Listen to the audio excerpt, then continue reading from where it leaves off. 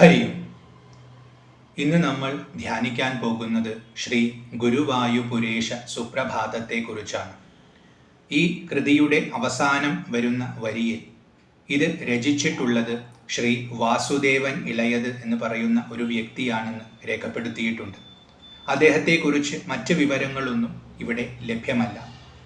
എന്നിരുന്നാലും ഈ പേരിൽ വളരെ പ്രസിദ്ധനായ ഒരു പണ്ഡിതൻ ഉണ്ടായിരുന്നു. ഗുരുവായൂർ ദേവസ്വം പ്രസിദ്ധീകരിച്ചിട്ടുള്ള കൃഷ്ണഗീതിയുടെ വ്യാഖ്യാനം രചിച്ചിട്ടുള്ളത് പ്രൊഫസർ PC വാസുദേവൻ ഇളയത് എന്ന മഹത് വ്യക്തിയാണ്. അതുപോലെ തന്നെ നാരായണീയ വ്യാഖ്യാനം, ഗുരുവായൂർ ദേവസ്വം പ്രസിദ്ധീകരിച്ചിട്ടുള്ള നാരായണീയത്തിൻ്റെ വനമാല വ്യാഖ്യാനം, അത് 4 പണ്ഡിതന്മാർ ചേർന്ന് രചിച്ചിട്ടുള്ളതാണ്. അതിലെ ഒരു പണ്ഡിതൻ ഈ ശ്രീ PC വാസുദേവൻ ഇളയത് അവർകളാണ്. അദ്ദേഹമായിരിക്കാം ഈ കൃതിയും രചിച്ചിട്ടുള്ളത്. എന്നാലും ഉറപ്പില്ല, കാരണം മറ്റ് തെളിവുകളൊന്നും ഇവിടെ ലഭ്യമല്ല. ഇത് ആര് തന്നെ രചിച്ചിട്ടുള്ളതാണെങ്കിലും അദ്ദേഹം ഒരു പരമപണ്ഡിതനാണെന്നും ഭഗവാന്റെ പരമഭക്തനാണെന്നും സുവ്യക്തമാണ്. ഇതിലെ വരികൾ വായിച്ചാൽ തന്നെ അത് ഗ്രഹിക്കാവുന്നതാണ്. അപ്പോൾ ആ മഹാത്മാവിനെ ആദ്യം ഒന്ന് നമിക്കുന്നു. തുടർന്ന് നമുക്ക് ഈ കൃതിയിലേക്ക് പ്രവേശിക്കാം. ഇതിലെ ഓരോ ശ്ലോകവും ചൊല്ലി അതിൻ്റെ അർത്ഥത്തെ ചെറുതായിട്ടൊന്ന് ധ്യാനിക്കാൻ ശ്രമിക്കാം. ഓം ശ്രീ ഗണേശായ നമഃ. അഥ ശ്രീ ഗുരുവായൂപുരേശ സുപ്രഭാതം. ശ്യാമാഭിരാമ ശരണീകരണീയമൂർത്തേ കാമാനുരൂപ ഫലദാമിത പുണ്യകീർത്തേ സീമാവിഹീന കരുണാമൃത ദിവ്യ സിന്ധോ ശ്രീമാരുതാലയപതേ തവ സുപ്രഭാതം. ഇതാണ് ആദ്യത്തെ ശ്ലോകം. ഭഗവാന്റെ സുപ്രഭാതമാണ് ഇത്. അതായത് ഭഗവാനെ ഉണർത്താൻ വേണ്ടി പാടുന്ന പാട്ടാണ്. ഇവിടെ ഭഗവാനെ വിളിച്ചുകൊണ്ട് ഭഗവാന് സുപ്രഭാതം നേരുകയാണ്. ആദ്യം വിളിക്കുന്നത് ശ്യാമാഭിരാമ ശരണീകരണീയ മൂർത്തേ. അങ്ങയുടെ മൂർത്തി എങ്ങനെയുള്ളതാണ്? മൂർത്തി എന്നാൽ വിഗ്രഹം, ശരീരം. ഇവിടെ ഗുരുവായൂർ അമ്പലത്തിലാണ് നമ്മൾ ഈ സുപ്രഭാതം പാടുന്നത്. അവിടെ ആ ക്ഷേത്രത്തിൻ്റെ ശ്രീലകത്ത് ശോഭിക്കുന്ന ഭഗവാന്റെ വിഗ്രഹം എങ്ങനെയുള്ള വിഗ്രഹമാണെന്ന് ആദ്യം തന്നെ പറയുന്നു. അത് ശ്യാമമാണ്, കറുത്ത വിഗ്രഹമാണ്. അത് ഏതുപോലത്തെ കറുപ്പ് എന്ന് ചോദിച്ചാൽ, ഭഗവാന്റെ ദേഹത്തിന്റെ കറുപ്പ് എങ്ങനെയുള്ളതാണെന്ന് ചോദിച്ചാൽ കവികൾ പൊതുവെ പറയുന്ന ഒരു വർണ്ണന പഴുത്ത മേഘത്തിന്റെ നിറം എന്നാണ്. അതായത് ജലം കൊണ്ട് സാന്ദ്രമായിരിക്കുന്ന മേഘം, ഏത് നിമിഷം വേണമെങ്കിലും മഴ പെയ്യാം എന്ന രീതിയിൽ നിൽക്കുന്ന മഴമേഘം. ആ മേഘത്തിന്റെ നിറമാണ് ഭഗവാന്റെ ദേഹത്തിനുള്ളത്. അതേ ദേഹത്തിന്റെ നിറം, അതുപോലത്തെ കറുപ്പോടുകൂടിയാണ് പാതാളാഞ്ജനത്തിൽ നിർമ്മിച്ചിട്ടുള്ള ഭഗവാന്റെ വിഗ്രഹവും. അപ്പൊ ഭഗവാന്റെ ദേഹത്തിന്റെ നിറവും ഇവിടെ ഗുരുവായൂരിൽ ശോഭിക്കുന്ന വിഗ്രഹത്തിന്റെ നിറവും ശ്യാമശബ്ദം കൊണ്ട് സൂചിപ്പിച്ചു. അങ്ങനെയുള്ള മൂർത്തിയാണ്. അത് അഭിരാമമാണ്. അഭിരാമം എന്ന് പറഞ്ഞാൽ മനോഹരം, മനസ്സിന് രമിക്കത്തക്ക സൗന്ദര്യമുള്ള രൂപമാണ് ഭഗവാന്. ഭഗവാന്റെ യഥാർത്ഥ ദേഹത്തിനും അതുപോലെ ഇവിടെ ശ്രീലകത്തുള്ള വിഗ്രഹത്തിനും വളരെയധികം മനോഹാരിതയുണ്ട്. മനസ്സിൻ്റെ പൊതുവെയുള്ള സ്വഭാവം ചഞ്ചലതയാണ്. ഒരു ഭാഗത്തും അടങ്ങിയിരിക്കാൻ അതിനറിയില്ല. അതിങ്ങനെ ചാടിച്ചാടിക്കൊണ്ടിരിക്കും, ഒരു കുരങ്ങനെ പോലെ. എന്നാൽ അങ്ങനെയുള്ള മനസ്സിനെ ഗുരുവായൂരപ്പൻ്റെ തിരുമുമ്പിൽ കൊണ്ടുവന്ന് നിർത്തിയാൽ, ആ ദിവ്യ വിഗ്രഹത്തെ ഒന്ന് കാണിച്ചു കൊടുത്താൽ ആ മനസ്സ് പിന്നെ മറ്റെവിടേക്കും പോവുകയില്ല. ആ ദിവ്യ വിഗ്രഹത്തിൽ തന്നെ രമിച്ചുകൊണ്ടിരിക്കും. അതുകൊണ്ട് അത്രയും സുന്ദരമാണ് ആ വിഗ്രഹം. അതുകൊണ്ട് ഇവിടെ അഭിരാമ ശബ്ദം കൊണ്ട് സൂചിപ്പിച്ചിരിക്കുന്നു. മനസ്സിനെ തന്നിൽ തന്നെ നിർത്താനുള്ള കഴിവ് ആ വിഗ്രഹത്തിന്റെ സൗന്ദര്യത്തിനുണ്ട്. അപ്പോൾ ശ്യാമമാണ്, അഭിരാമമാണ്, ശരണീകരണീയവുമാണ്. ശരണീകരണീയം എന്ന് പറഞ്ഞാൽ ശരണം പ്രാപിക്കാൻ യോഗ്യമായിട്ടുള്ളതാണ്. ഭഗവാനെ ശരണം പ്രാപിച്ചാൽ പിന്നീട് ഒരിക്കലും മറ്റൊരു ശരണം തേടി പോകേണ്ട ആവശ്യം വരില്ല. നമുക്ക് ഏത് കാലത്ത് ഏത് ദിക്കിൽ എന്താപത്ത് വന്നാലും അതിൽ നിന്നും രക്ഷ നൽകാനുള്ള സാമർഥ്യം ഭഗവാനുണ്ട്. കാരണം ഒരു ക്ഷേത്രത്തിന്റെ അകത്ത് മാത്രം പരിമിതമായി നിൽക്കുന്നവനല്ല ഭഗവാൻ. അദ്ദേഹം സർവവ്യാപിയാണ്, എല്ലായിടത്തുമുള്ളവനാണ്, വിരാട് സ്വരൂപിയാണ്. ബാലഭാവത്തിൽ ഇവിടെ ശോഭിക്കുന്നു, ഒരു വിഗ്രഹം എടുത്തു നിൽക്കുന്നു എന്ന് മാത്രമേ ഉള്ളൂ. അവിടെ പരിമിതനായവനല്ല ഭഗവാൻ. അതുകൊണ്ട് എവിടെ അദ്ദേഹത്തെ വിളിച്ചാലും അദ്ദേഹത്തിന്റെ ശരണം ഉറപ്പാണ്. അതുകൊണ്ട് ശരണീകരണീയ മൂർത്തേ. ആ വിഗ്രഹത്തിന്റെ പ്രൗഢി കൂടി ഇവിടെ സൂചിപ്പിച്ചു. കാരണം ആ വിഗ്രഹം ഒന്ന് കണ്ടാൽ, ഭഗവാൻ നിൽക്കുന്ന ആ 4 കൈയിൽ 4 വസ്തുക്കൾ പിടിച്ച്, അതായത് ശംഖ്, ചക്ര, ഗദാ, പത്മം പിടിച്ചുകൊണ്ട് നിൽക്കുന്ന ആ ദിവ്യ വിഗ്രഹം ഒന്ന് കണ്ടാൽ തന്നെ നമുക്ക് തോന്നും ഇത് ലോക ചക്രവർത്തിയാണെന്ന്. എനിക്ക് ആവശ്യമുള്ള എല്ലാ സംരക്ഷണവും ഇവിടെ കിട്ടുമെന്ന് കാണുന്നവന് തോന്നും. അപ്പൊ അങ്ങനെ കാണുന്ന ഭക്തരുടെ മനസ്സിൽ ആ തോന്നൽ ജനിപ്പിക്കത്തക്ക വൈഭവത്തോടു കൂടിയ മൂർത്തിയായതുകൊണ്ടും ശരണീകരണീയ മൂർത്തി. അപ്പൊ ഭഗവാന്റെ ശരീരവും ഇതുപോലെയാണ്. ആ ശരീരത്തിനെ പ്രതിനിധാനം ചെയ്യുന്ന ഭഗവാന്റെ ഗുരുവായൂരപ്പന്റെ ദിവ്യ വിഗ്രഹവും ഇതുപോലെയാണ്. അതുകൊണ്ട് ശ്യാമാഭിരാമ ശരണീകരണീയ മൂർത്തി, അങ്ങനത്തെ വിഗ്രഹത്തോടൊത്തവനാണ് അവിടുന്ന്. ആ അദ്ദേഹത്തെ വിളിക്കുകയാണ് കാമാനുരൂപ ഫലദാമിത പുണ്യകീർത്തേ. ഭഗവാൻ പുണ്യകീർത്തിയാണ്. എങ്ങനെയുള്ള പുണ്യകീർത്തി? അമിത പുണ്യകീർത്തിയാണ്. അമിതം എന്നാൽ അളക്കാൻ പറ്റാത്തത്. അങ്ങനത്തെ പുണ്യമുള്ള കീർത്തിയുള്ളവനാണ്. അതായത് ഭഗവാന്റെ മഹിമയെക്കുറിച്ച് ശ്രവിക്കുകയോ, ഭഗവാന്റെ മഹിമയെക്കുറിച്ച് സ്മരിക്കുകയോ, ഭഗവാന്റെ മഹിമയെക്കുറിച്ച് കീർത്തിക്കുകയോ, ഭഗവാന്റെ ദിവ്യ വിഗ്രഹത്തെ ദർശിക്കുകയോ ഒക്കെ ചെയ്താൽ നമുക്ക് പുണ്യം ലഭിക്കും. അതെങ്ങനെയുള്ള പുണ്യമാണെന്ന് ചോദിച്ചാൽ അളവുള്ള പുണ്യമല്ല, അളവറ്റ പുണ്യമാണ്. അതായത് ഓരോ സത്പ്രവൃത്തി ചെയ്യുമ്പോഴും നമുക്ക് കുറച്ച് പുണ്യം കിട്ടും. ആ പുണ്യത്തിനൊരു അളവുണ്ട്. ആ പുണ്യം നമുക്ക് സുഖത്തെ നൽകും. ആ സുഖം അനുഭവിച്ചു കഴിഞ്ഞാൽ ആ പുണ്യം തീർന്നു. പിന്നീട് വീണ്ടും സുഖം വേണമെങ്കിൽ നമ്മൾ വീണ്ടും പുണ്യം ചെയ്യണം. എന്നാൽ ഭഗവാന്റെ കീർത്തിയെ നമ്മൾ ശ്രവിച്ചാൽ അഥവാ ഭഗവാനെ ഉപാസിച്ചാൽ നമുക്ക് ലഭിക്കുന്ന പുണ്യം അമിതമാണ്. അത് അളവറ്റതാണ്. അതിനൊരു അവസാനമില്ല. അളവറ്റതാണെന്ന് പറയാനൊരു കാരണമുണ്ട്. അത് മനസ്സിലാക്കാൻ നമുക്ക് ആദ്യം വരുന്ന പദവും നോക്കാം. കാമാനുരൂപ ഫലദം. നമുക്ക് പുണ്യമുണ്ടെങ്കിൽ മാത്രമേ സുഖം ലഭിക്കൂ. സുഖം എങ്ങനെയാണ് കിട്ടുന്നത്? നമ്മൾ ആഗ്രഹിക്കുന്നത് നേടുമ്പോൾ. ഇപ്പോൾ ഒരു വ്യക്തി ഇവിടെ ജനിക്കുന്നു. അയാൾ ജനിക്കുന്ന സമയത്ത് തന്നെ അയാളുടെ മനസ്സിൽ ഒരുപാട് ആഗ്രഹങ്ങളുണ്ട്. അതിനനുസരിച്ച് അയാൾ പ്രവർത്തിക്കുന്നു. എന്നാൽ ചിലപ്പോൾ അയാൾക്ക് ആ ആഗ്രഹങ്ങൾ നേടാൻ സാധിക്കും, ചിലപ്പോൾ സാധിക്കുകയില്ല. സാധിച്ചാൽ അയാൾ സുഖിക്കും, സാധിച്ചില്ലെങ്കിൽ അയാൾ ദുഃഖിക്കും. അപ്പോൾ എന്തുകൊണ്ട് സാധിക്കുന്നു, എന്തുകൊണ്ട് സാധിക്കുന്നില്ല എന്ന് ചോദിച്ചാൽ പുണ്യമുണ്ടെങ്കിൽ സാധിക്കും, പുണ്യമില്ലെങ്കിൽ സാധിക്കില്ല. അപ്പോൾ പുണ്യമുള്ള സമയത്ത് സുഖം ലഭിക്കും, പാപമുള്ള സമയത്ത്, പുണ്യമില്ലാത്ത അവസ്ഥ എന്ന് പറയുമ്പോൾ പാപമുള്ള അവസ്ഥ എന്നാണ്, അതുള്ള സമയത്ത് നമുക്ക് ദുഃഖമാണ് ലഭിക്കുക. നമ്മൾ ആഗ്രഹിക്കുന്നത് സുഖമാണ്, അപ്പോൾ നമുക്ക് ആവശ്യമുള്ളത് പുണ്യമാണ്. ഭഗവാനെ നമ്മൾ കീർത്തിക്കാൻ തുടങ്ങിയാൽ, ഭഗവാന്റെ കീർത്തിയെ നമ്മൾ ശ്രവിക്കാൻ തുടങ്ങിയാൽ, ഭഗവാനെ ഉപാസിക്കാൻ തുടങ്ങിയാൽ നമ്മുടെ ഉള്ളിൽ പുണ്യം വർദ്ധിക്കാൻ തുടങ്ങും. കുറേശ്ശെ വർദ്ധിക്കാൻ തുടങ്ങും.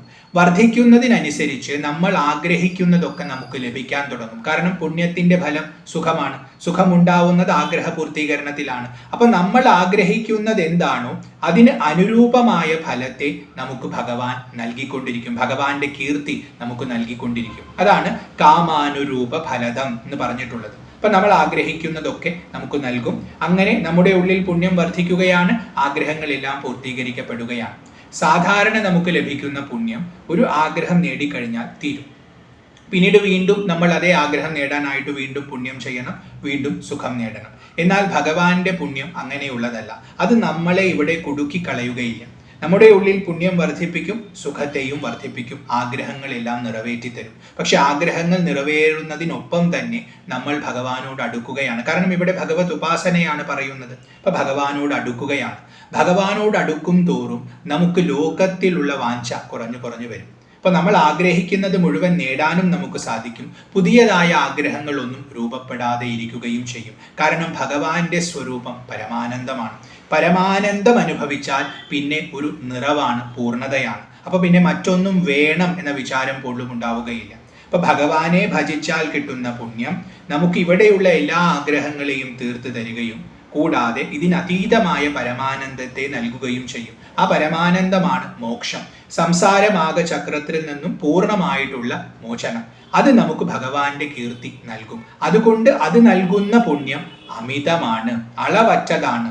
ഇവിടെയുള്ള സുഖവും നൽകും, പരമമായ പദവും നൽകും. അതുകൊണ്ടാണ് കാമാനുരൂപ ഫലദാമിത പുണ്യകീർത്തേ എന്ന് വിളിച്ചിരിക്കുന്നത്. അപ്പൊ എല്ലാവരും ഉപാസിക്കേണ്ട മൂർത്തിയാണെന്ന് ഇവിടെ കവി സൂചിപ്പിച്ചു. തുടർന്ന് പറയുന്നു, സീമാവിഹീന കരുണാമൃത ദിവ്യ സിന്ധോ.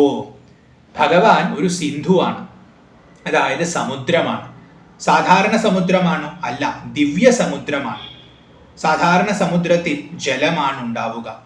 ഇത് പക്ഷെ അലൗകികമായ സമുദ്രമാണ്, ഇവിടെ ജലമില്ല. അതുകൊണ്ടാണ് ദിവ്യ സിന്ധു എന്ന് വിളിച്ചത്. അപ്പൊ ജലമല്ലെങ്കിൽ പിന്നെ ഇവിടെ എന്താണുള്ളത്? ഈ സിന്ധുവിൽ എന്താണുള്ളത് എന്ന് ചോദിച്ചാൽ അമൃതമാണെന്ന് പറയുന്നു. അമൃതം എന്നാൽ മരണമില്ലാത്തത്, മരണത്തെ ഇല്ലാതെയാക്കുന്നത്. അപ്പോൾ എന്തിൻ്റെ അമൃതമാണെന്ന് ചോദിച്ചാൽ കരുണയുടെ അമൃതമാണ്. ഭഗവാന്റെ കരുണയ്ക്ക് നാശമില്ല, അതുകൊണ്ട് അത് അമൃതമാണ്. ഭഗവാന്റെ കരുണ നമുക്ക് ലഭിച്ചാൽ പിന്നീട് നമുക്കും നാശമില്ല, അതുകൊണ്ട് അത് അമൃതമാണ്. അപ്പോൾ ആ കരുണാമൃതത്തിന്റെ ദിവ്യമായ സിന്ധുവാണ് ഭഗവാൻ. ഇത് ദിവ്യ സിന്ധുവാണ്. ഇപ്പൊ സാധാരണ സിന്ധുവിനെ പോലെയല്ല. അതിനൊരു വിശേഷണം കൂടി പറയുന്നു, സീമാവിഹീന. സാധാരണ സമുദ്രത്തിന് കരയുണ്ട്, ഒരു അതിർത്തിയുണ്ട്. എന്നാൽ ഭഗവാന്റെ കരുണാമൃതമാകുന്ന ദിവ്യ സിന്ധുവിന് ഒരു അതിർത്തിയുമില്ല, സീമാവിഹീനമാണ്. സീമ എന്നാൽ അതിർത്തി, അതിർത്തി ഇല്ലാത്തതാണ്, കരയറ്റിട്ടുള്ളതാണ്. അപ്പൊ കരയില്ലാത്ത സീമാതീതമായി നിൽക്കുന്ന കരുണയുടെ അമൃതമാകുന്ന ദിവ്യ സിന്ധുവാണ് ഭഗവാൻ. സീമയറ്റതെന്ന് പറയുമ്പോൾ ഭഗവാന്റെ കരുണ എല്ലാവരുടെ നേർക്കും ഒരുപോലെ ചൊരിയപ്പെടുന്നു എന്നാണ് ഇവിടെ സൂചിപ്പിക്കുന്നത്. അപ്പോൾ ഭക്തരിൽ രണ്ട് തരം ആൾക്കാരുണ്ടാവാം. വളരെയധികം സാത്വികമായ സ്വഭാവമുള്ളവരുണ്ടാവാം, അതുപോലെ വളരെയധികം ദുഷ്ട സ്വഭാവമുള്ളവരും ഉണ്ടാവാം. അവരുടെ ഉള്ളിൽ ഒരുപാട് ദോഷങ്ങളൊക്കെ ഉണ്ട്. പക്ഷേ പല ദുഃഖങ്ങളും വരുന്ന സമയത്ത് ഭഗവാനെ ആശ്രയിക്കണം എന്നൊരു വിചാരം ഉണ്ടാവാം. എന്നാൽ തന്നിൽ ഒരുപാട് ദോഷമുള്ളത് കൊണ്ട് ആ ഭഗവാന്റെ അടുത്ത് ചെല്ലാനുള്ള യോഗ്യത തനിക്കില്ല എന്ന് അവന് തോന്നി, അവൻ മടിച്ചെന്ന് വരാം. അങ്ങനെ മടിക്കണ്ട എന്നാണ് ഇവിടെ കവി ഓർമ്മപ്പെടുത്തുന്നത്. കാരണം ഭഗവാന്റെ കരുണയ്ക്ക് സീമയില്ല, അതെല്ലാവരിലും ചൊരിയും. ഭഗവാനെ ചെന്ന് ഒന്ന് വണങ്ങിയാൽ മതി, ഭഗവാനെ ഒന്ന് ശരണം പ്രാപിച്ചാൽ മതി, അത്രയേ വേണ്ടൂ. ആ ശരണം പ്രാപിച്ചു കഴിഞ്ഞാൽ കരുണ ഉടനെ തന്നെ ഒഴുകാൻ തുടങ്ങും. അത് ജീവിതത്തിൽ അവർക്ക് അനുഭവിക്കാനും സാധിക്കും. അപ്പോൾ എത്ര ദോഷമുള്ള വ്യക്തിയാണെങ്കിലും ആ ദോഷത്തെ മുഴുവൻ കഴുകി തുടയ്ക്കാനുള്ള അത്രയും കരുണ ഭഗവാനുണ്ട്. അതുകൊണ്ട് സീമാവിഹീന കരുണാമൃത ദിവ്യ സിന്ധോ. അപ്പൊ മടിച്ചു നിൽക്കേണ്ട ആവശ്യമില്ല, സധൈര്യം ഭജിക്കാവുന്ന രൂപമാണ് ഭഗവാന്റെ. തുടർന്ന് ശ്രീ മാരുതാലയ പതേ വിളിക്കുകയാണ്. മാരുതാലയത്തിന്റെ പതിയായിരിക്കുന്നവനെ. മാരുതാലയം കാറ്റിന്റെ ആലയം. ഗുരുവും വായുവും കൂടിയാണ് ഈ വിഗ്രഹത്തെ ഇവിടെ കൊണ്ടുവന്നത്. അതുകൊണ്ട് ഈ ആലയത്തിന് അവരുടെ പേര് ലഭിച്ചു. അപ്പോൾ ഇവിടെ മാരുതാലയം എന്ന് പറഞ്ഞാൽ ഗുരുവായൂർ എന്നർത്ഥം വന്നു. ആലയ ശബ്ദത്തിന് ഇവിടെ ക്ഷേത്രം എന്നർത്ഥം എടുക്കാം. അപ്പോൾ ഗുരുവും വായുവും കൂടി കൊണ്ടുവന്ന വിഗ്രഹം ഇരിക്കുന്ന ക്ഷേത്രം, ആ ഗുരുവായൂരിന്റെ പതിയായിരിക്കുന്നവനെ. അദ്ദേഹത്തിന് ആദരമായിട്ട് ഇവിടെ ശ്രീപദം ചേർത്തിരിക്കുന്നു. അപ്പോൾ ശ്രീ ഗുരുവായൂരപ്പ എന്നൊരർത്ഥം. ശ്രീ വസിക്കുന്ന മാരുതാലയത്തിന്റെ പതിയായിരിക്കുന്നവനെ എന്നും അർത്ഥമെടുക്കാം. ശ്രീ വസിക്കുന്ന എന്ന് പറഞ്ഞാൽ എവിടെയാണോ ഭഗവാൻ ഉള്ളത് അവിടെയാണ് ശ്രീ ഉള്ളത്. കാരണം ഭഗവാന്റെ വക്ഷസ്ഥലത്ത് തന്നെയാണ് ശ്രീ വസിക്കുന്നത്. ഭഗവാൻ ഇപ്പോൾ ഭൂമിയിൽ തന്നെ ഇരിക്കുന്നു, ഈ ഭൂലോക വൈകുണ്ഠത്തിൽ ഇരിക്കുന്നു. അതുകൊണ്ട് ശ്രീയും എപ്പോഴും ഇവിടെ തന്നെയുണ്ട്. ലോകത്തിൽ എല്ലാവരും ആഗ്രഹിക്കുന്നത് ഐശ്വര്യമാണ്. ആ ഐശ്വര്യം തേടി നിങ്ങൾ മറ്റെവിടെയും പോകേണ്ട ആവശ്യമില്ല, ഗുരുവായൂരിൽ വന്നാൽ മതി എന്ന് കവി ഇവിടെ പറയുന്നു. കാരണം എല്ലാ ഐശ്വര്യത്തിൻ്റെയും ഉറവിടമായിട്ടുള്ള ദിവ്യമൂർത്തി ആ ഗുരുവായൂരപ്പൻ ഇവിടെ ഇരിക്കുന്നു. അപ്പൊ അങ്ങനത്തെ ശ്രീ ഗുരുവായൂരപ്പ തവ സുപ്രഭാതം, അങ്ങയ്ക്ക് നല്ല ഒരു പ്രഭാതം നേരുന്നു. ഭഗവാന് ആശംസ കൊടുക്കേണ്ട ആവശ്യമൊന്നുമില്ല. കാരണം ഭഗവാന്റെ എല്ലാ പ്രഭാതവും സുപ്രഭാതം തന്നെയാണ്. എന്നാൽ ഭക്തരുടെ സ്നേഹം അഭിവ്യക്തമാക്കാൻ വേണ്ടിയാണ്. കാരണം ഭക്തര് ഭഗവാനെ തൊഴാൻ വന്നിരിക്കുകയാണ്. അപ്പോൾ തൊഴാൻ വരുന്ന സമയത്ത് ഭഗവാൻ തൻ്റെ യോഗനിദ്രയിൽ നിന്നും ഉണരണം എന്നവർ ആഗ്രഹിക്കുകയാണ്. അപ്പോൾ ആ സ്നേഹത്തോടു കൂടി അവർ പറയുകയാണ്, അങ്ങേക്ക് നല്ല ഒരു പ്രഭാതം നേരുന്നു. അപ്പോൾ ഭഗവാനോട് ഉണരാൻ പറയുകയാണ്. നമ്മൾ പറഞ്ഞില്ലെങ്കിലും ഭഗവാന് സുപ്രഭാതം തന്നെയാണ്. പക്ഷെ ഭക്തിയുള്ളവർ ആ ഭക്തിയെ അഭിവ്യക്തമാക്കാനായിട്ട് ഭഗവാനെ ആശംസിക്കും.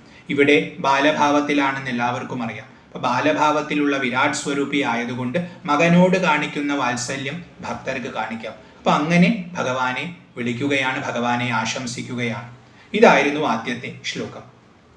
ശ്യാമാഭിരാമ ശരണീകരണീയ മൂർത്തേ കാമാനുരൂപ ഫലദാമിത പുണ്യകീർത്തേ സീമാവിഹീന കരുണാമൃത ദിവ്യ സിന്ധോ ശ്രീമാരുതാലയ പതേ തവ സുപ്രഭാതം.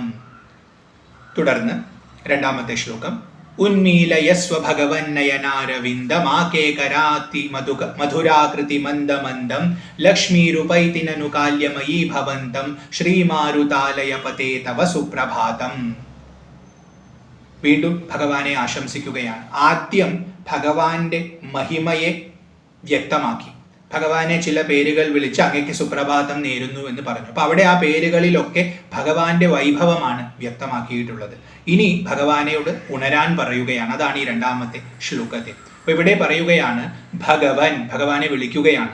ഭഗയുള്ളവനാണ് ഭഗവാൻ. ആ ഭഗവാന് സംബോധനയായിട്ട് വരുമ്പോൾ ഭഗവൻ എന്ന ശബ്ദം വരും. ഭഗ എന്നാൽ 6 ഗുണങ്ങളാണ്. ഐശ്വര്യം, വീര്യം, യശസ്, ശ്രീ, ജ്ഞാനം, വൈരാഗ്യം. ഈ 6 ഗുണങ്ങളുടെയും ഉറവിടം അവിടുന്നാണ്. അതുകൊണ്ട് അവിടുന്ന് ഭഗവാനാണ്. അപ്പോൾ അല്ലയോ ഭഗവൻ എന്ന് വിളിക്കുകയാണ്. വിളിച്ചിട്ട് പറയുകയാണ് ഉന്മീലയസ്വ, തുറക്കുക. എന്താണ് തുറക്കേണ്ടത്? നയനാരവിന്ദം, അങ്ങയുടെ അരവിന്ദത്തിന് സമാനമായിരിക്കുന്ന നയനങ്ങളെ, കണ്ണുകളെ തുറക്കുക. അപ്പൊ താമരയുടെ ഇതള് പോലത്തെ നീണ്ടിരിക്കുന്ന കണ്ണുകളാണ് ഭഗവാൻ. ആ കണ്ണുകൾ എങ്ങനെയാണ് ഇരിക്കുന്നത്? തുടർന്ന് പറയുന്നു ആ കേകരം. ആ കേകരം എന്ന് പറഞ്ഞാൽ പകുതി അടഞ്ഞിരിക്കുകയാണ്. സാധാരണ നമ്മൾ ഉറങ്ങുന്ന പോലെയുള്ള ഉറക്കമല്ല ഭഗവാന്റേത്. ഭഗവാന്റെ ഉറക്കം യോഗനിദ്രയാണ്. അതായത് ഭഗവാൻ കണ്ണ് തുറക്കുമ്പോൾ, ഭഗവാൻ കാണുമ്പോഴാണ് ലോകം സൃഷ്ടിക്കപ്പെടുന്നത്. കാണപ്പെടുന്നത് എന്നൊരർത്ഥം ലോകശബ്ദത്തിനുണ്ട്. അതിന് കാരണം ഇതാണ്. അപ്പൊ ഭഗവാൻ നോക്കിയാൽ മാത്രമേ മായയ്ക്ക് നിലനിൽപ്പുള്ളൂ. അപ്പൊ ഭഗവാൻ നോക്കുമ്പോഴാണ് സൃഷ്ടി നടക്കുന്നത്. ഭഗവാൻ നോക്കൽ അവസാനിപ്പിച്ചാൽ, തൻ്റെ കണ്ണിനെ പൂർണ്ണമായി അടച്ചാൽ ലോകമില്ലാതെയായി. അപ്പൊ ഇവിടെ ലോകത്തെ സൃഷ്ടിച്ച ഭഗവാൻ ആ ലോകത്തിൽ വസിക്കുകയാണ് ഒരു ദിവ്യമൂർത്തി എടുത്തുകൊണ്ട്. അങ്ങനെ വസിക്കുന്ന സമയത്ത് ഭഗവാൻ തൻ്റെ കണ്ണടച്ചാൽ, പൂർണ്ണമായി അടച്ചാൽ ലോകമില്ലാതെയാവും. അപ്പൊ ലോകത്തെ ഇല്ലാതെയാക്കാനുള്ള സമയമായിട്ടില്ലാത്തത് കൊണ്ട് ഭഗവാൻ കണ്ണ് പകുതി തുറന്നിരിക്കുന്നു. എന്നാൽ ഭഗവാൻ തൻ്റെ തന്നെ സ്വരൂപത്തിലാണ് രമിക്കുന്നത്. മായയിലാണ് ഇരിക്കുന്നത്, പക്ഷെ സ്വരൂപത്തിലാണ് രമിക്കുന്നത്. ആ സ്വരൂപം പരമാനന്ദമാണ്. അപ്പോൾ തൻ്റെ സ്വരൂപം അനുഭവിച്ചിരിക്കുന്ന ഭാവമായതുകൊണ്ട് കണ്ണ് പകുതി അടഞ്ഞിരിക്കുന്നു. അപ്പൊ പകുതി തുറന്നതും പകുതി അടഞ്ഞതുമായിട്ടുള്ള കണ്ണുകളാണ്. അതാണ് ആകേകര ശബ്ദം. അപ്പൊ താമരയുടെ ഇതള് പോലെ നീണ്ടതാണ്, പകുതി അടഞ്ഞിരിക്കുന്ന കണ്ണുകളാണ്. യോഗനിദ്രയെ സൂചിപ്പിക്കുകയാണ്. അതിമധുരാകൃതി, വളരെയധികം അതിയായിട്ടുള്ള മധുരാകൃതിയാണ്. ആ ആകൃതിയെ കണ്ടാൽ നമ്മുടെ ഉള്ളിൽ മധുരമുണ്ടാകും. മധുരം എന്നാൽ ഇവിടെ ഉദ്ദേശിക്കുന്നത് പരമാനന്ദമാണ്. ഭഗവാന്റെ ആ കണ്ണൊന്ന് കണ്ടാൽ തന്നെ നമുക്ക് പരമാനന്ദം ഉണ്ടാവും. അത്രയും മധുരമായ ആകൃതിയാണ്. അപ്പോൾ വളരെ മനോഹരമാണ്. താമരയുടെ ഇതള് പോലെ നീണ്ട കണ്ണാണ്, പകുതി അടഞ്ഞിരിക്കുന്ന കണ്ണാണ്, മാധുര്യം ചൊരിയുന്ന കണ്ണാണ്, പരമാനന്ദം നൽകുന്ന കണ്ണാണ്. ആ കണ്ണിനെ മന്ദമന്ദം, വളരെ പതുക്കെ ഉന്മീലയസ്വ എന്ന് പ്രാർത്ഥിക്കുകയാണ്. വളരെ പതുക്കെ തുറന്നാലും. കാരണം അങ്ങ് ഇപ്പോൾ ഇരിക്കുന്നത് പരമാനന്ദമഗ്നനായിട്ടാണ്. ഞങ്ങൾ അങ്ങയെ വിളിക്കുന്നത് ഈ ലോകത്തേക്കാണ്. ഈ ലോകം ദുഃഖാലയമാണ്. ഇവിടെ ഒരുപാട് ദുഃഖങ്ങളുണ്ട്, സുഖം മാത്രമല്ല. അപ്പൊ ദുഃഖങ്ങളൊക്കെയുള്ള അങ്ങയെ കാണാൻ വരുന്ന ഭക്തരൊക്കെ പല ദുഃഖങ്ങളും അനുഭവിച്ചിട്ടാണ് വരുന്നത്. അവരുടെ ദുഃഖങ്ങളെല്ലാം അങ്ങയുടെ മുമ്പിൽ അവതരിപ്പിക്കാൻ വേണ്ടിയാണ് വരുന്നത്. അങ്ങനെ വരുന്നവരുടെ ലോകത്തേക്ക് വിളിക്കാൻ ഞങ്ങൾക്കൊരു മടിയുണ്ട്. കാരണം അങ്ങ് പരമാനന്ദം അനുഭവിച്ചിരിക്കുകയാണ്. അതുകൊണ്ട് പെട്ടെന്ന് കണ്ണ് തുറക്കണം എന്ന് ഞങ്ങൾ പറയുന്നില്ല. പതുക്കെ പതുക്കെ ആ കണ്ണൊന്ന് തുറന്നാൽ മതി. ഒരു മകനെ വിളിച്ചുണർത്തുമ്പോൾ കാണിക്കുന്ന വാത്സല്യം ഇവിടെ കാണാം. കാരണം ഭഗവാനോട് സ്നേഹം മാത്രമേ ഭക്തർക്കുള്ളൂ. അപ്പൊ ആ സ്നേഹത്തോട് വിളിക്കുകയാണ്. മന്ദമന്ദം ആ കണ്ണുകളെ, താമര ഇതള് പോലത്തെ കണ്ണുകളെ തുറക്കുക. ഇപ്പോൾ പകുതി അടഞ്ഞിട്ടാണ് ഇരിക്കുന്നത്, അത് പൂർണ്ണമായി തുറക്കുക. അങ്ങനെ കൂടുതൽ കൂടുതൽ മാധുര്യം ഞങ്ങൾക്ക് നൽകുക. എന്തിനാണ് കണ്ണ് തുറക്കാൻ പറയുന്നത്? അതിനുള്ള കാരണം പറയുന്നു. ലക്ഷ്മി രുപൈതിനു കാല്യമയി ഭവന്തം, ഭവന്തം ഉപൈതി, അങ്ങയുടെ അടുത്ത് വന്നിരിക്കുന്നു. ആരാണ് വന്നിട്ടുള്ളത്? ലക്ഷ്മി, ശ്രീ ഐശ്വര്യ ദേവത വന്നിരിക്കുന്നു. എങ്ങനെയുള്ള ഐശ്വര്യമാണ്? അത് വ്യക്തമാക്കുന്നു. കാല്യമയി, ഉഷസ്സാകുന്ന ഐശ്വര്യം അങ്ങയുടെ അടുത്ത് വന്നു നിൽക്കുന്നു. ഉഷസ്സിനെ ഒരു ദേവിയായിട്ടാണ് ഇവിടെ സങ്കല്പിച്ചിട്ടുള്ളത്. ഈ ദേവിയുടെ ഭാവം എന്താണെന്ന് തുടർന്നുള്ള ശ്ലോകത്തിൽ പറയുന്നു. സാധാരണ ഉഷസ് എന്ന് നമ്മൾ പറഞ്ഞാൽ പ്രഭാതം ആരംഭിക്കുന്ന സമയം, അതായത് സൂര്യൻ ഉദിക്കുന്ന സമയമാണ്. പക്ഷെ ഭഗവാൻ ഉണരുന്നത് ആ സമയത്തല്ല.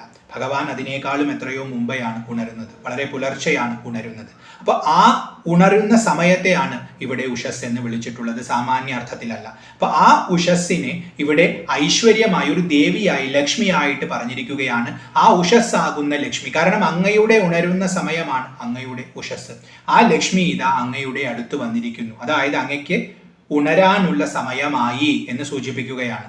അതുകൊണ്ട് പതുക്കെ പതുക്കെ ആ കണ്ണൊന്ന് തുറന്നാലും. ശ്രീമാരുതാലയപതേ തവ സുപ്രഭാതം, അല്ലയോ ശ്രീ ഗുരുവായൂരപ്പ, അങ്ങയ്ക്ക് നല്ല ഒരു പ്രഭാതം ഞങ്ങൾ നേരുന്നു. ഇതായിരുന്നു രണ്ടാമത്തെ ശ്ലോകം.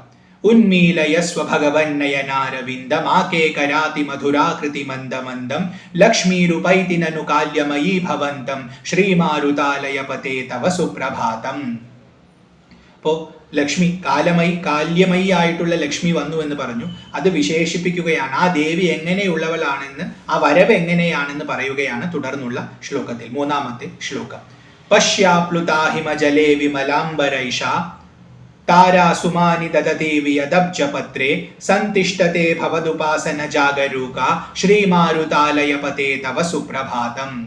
ഒരു സ്ത്രീ കുളിച്ച് ശുദ്ധയായി ഭഗവാനെ തൊഴാൻ വരുന്ന പോലെ ഉഷസ്സാകുന്ന ലക്ഷ്മി അങ്ങയെ തൊഴാൻ വന്നിരിക്കുന്നു എന്നാണ് ഇവിടെ പറയുന്നത്. അപ്പൊ എങ്ങനെയാണ് വന്നിട്ടുള്ളതെന്ന് പറയുകയാണ്.